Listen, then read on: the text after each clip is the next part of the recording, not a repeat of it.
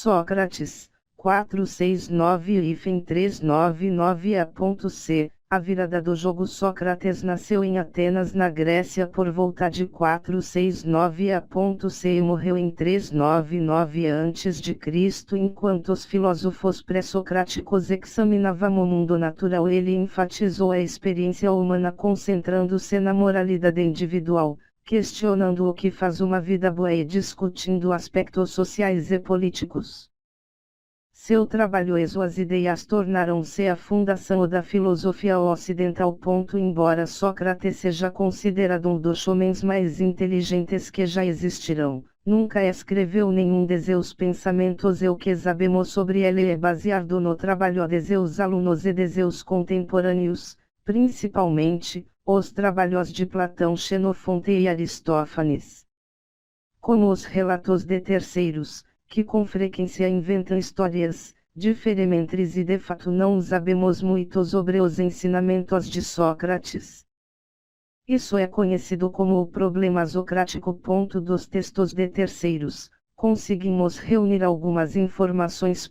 Ele era filho de um pedreiro e de uma parteira, teve uma formação educacional básica grega, não tinha uma aparência física muito bonita. Em uma época em que a beleza exterior era muito importante, serviu o exército durante a Guerra do Peloponeso, teve 3 filhos com uma mulher bem mais jovem do que ele e vivia na pobreza.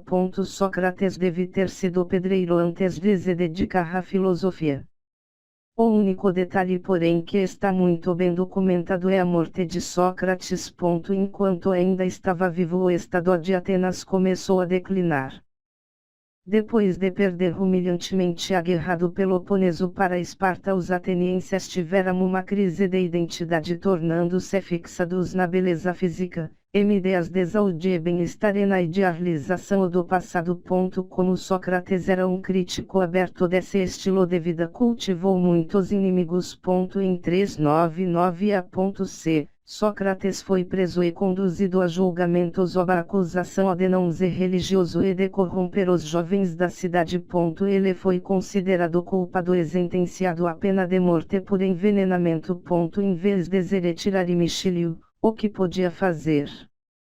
Sócrates tomou o copo de cicuta sem nenhuma hesitação. A contribuição de Sócrates para a filosofia. Uma frase sempre atribuída a Sócrates é: uma vida sem reflexão não vale a pena ser vivida. Ele acreditava que para se tornar sábio o indivíduo deve ser capaz de compreender a si mesmo. Para Sócrates, as ações de uma pessoa estavam diretamente relacionadas à sua inteligência e à sua ignorância. Ele propunha que as pessoas desenvolvessem o ego em vez de concentrar-se nos objetos materiais, e procurava entender a diferença entre agir bem e ser bom. Foi por causa dessa sua maneira nova e exclusiva de abordar o conhecimento, a consciência e a moralidade, que Sócrates mudou para sempre a filosofia. O método socrático. Talvez Sócrates seja mais famoso por causa de seu método. Pela primeira vez descrito por Platão nos diálogos socráticos, Sócrates e um aluno tinham uma discussão sobre um tema em particular, e o mestre fazia uma série de perguntas para descobrir a força condutora por trás da formação das crenças e dos sentimentos da outra pessoa. Assim ele se aproximava da verdade. Ao fazer continuamente esses questionamentos, era capaz de expor as contradições na forma de pensar do indivíduo e assim chegava a conclusões mais sólidas. Sócrates utilizava o elenchoismo, o método pelo qual refutava as afirmações da outra pessoa, como as seguintes etapas. Um indivíduo faz uma afirmação para Sócrates, que tenta refutá-la. Ou Sócrates pode fazer uma pergunta para a outra pessoa, como: o que é a coragem? 2. Assim que obtém a resposta, Sócrates pensa em um cenário em que a resposta não funciona e pede que o interlocutor assuma que sua afirmação original era falsa. Por exemplo, se a outra pessoa descreveu coragem como a resistência da alma, Sócrates pode refutar dizendo que a coragem é algo positivo, enquanto a resistência é ignorante e não é positiva. 3. A outra pessoa concorda com esse argumento e Sócrates então muda a afirmação para incluir a exceção à regra. 4. Sócrates prova que a afirmação do indivíduo é falsa e que a negação é de fato verdade. Como a outra pessoa continua a alterar suas respostas, Sócrates segue refutando e dessa maneira as respostas do indivíduo aproximam-se mais da verdadeira. O método socrático. Hoje o método socrático ainda é bastante utilizado hoje principalmente nas faculdades de Direito dos Estados Unidos.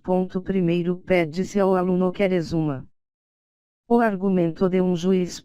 Em seguida pergunta se a ele se concorda com aquele argumento.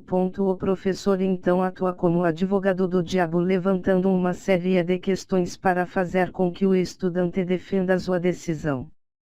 Ao aplicar o método socrático, os estudantes de direito podem começar a pensar criticamente usando a lógica e razão para criar seus argumentos e também procurar identificar as falhas em seus posicionamentos. Um elenco socrático. Uma proposição aceita pelo interlocutor é testada diante do conjunto de suas crenças com o objetivo de verificar a consistência do todo. Fazendo perguntas, Sócrates buscava determinar se a primeira afirmação de seu interlocutor era consistente ou inconsistente com as posteriores. Também pode-se falar em contraprova ou refutação lógica, NT.